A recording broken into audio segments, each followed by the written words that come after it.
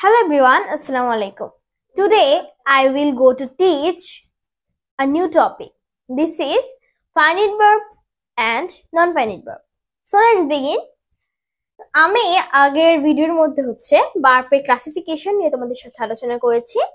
আজকে আমি finite verb এবং নন ফাইনাইট ভার্ব নিয়ে তোমাদের সাথে আলোচনা করব।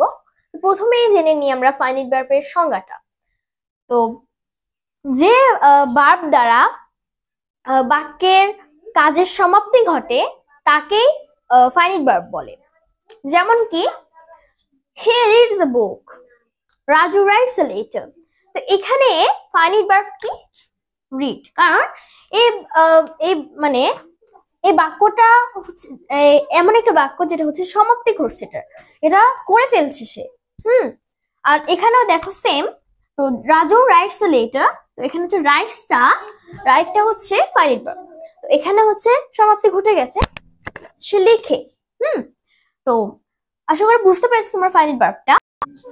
এরপর আলোচনা করব নন ফাইনাইট ভার্ব নিয়ে। তো নন ফাইনাইট ভার্ব অবশ্য ফাইনাইট ভার্বের বিপরীত হবে। তো যে ভার্ব দ্বারা বাক্যের কাজের সমাপ্তি ঘটে না তাকেই নন ফাইনাইট ভার্ব বলে। যেমন কি he wants to go to school.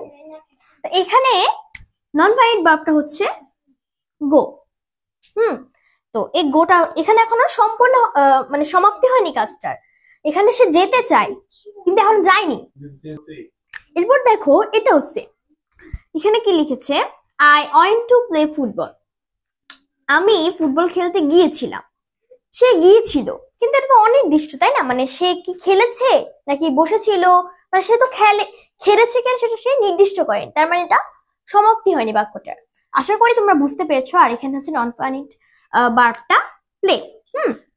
তো আশা করি বুঝতে পেরেছো তোমরা এখন ফাইনাইট ভার্ব আর নন ফাইনাইট ভার্ব।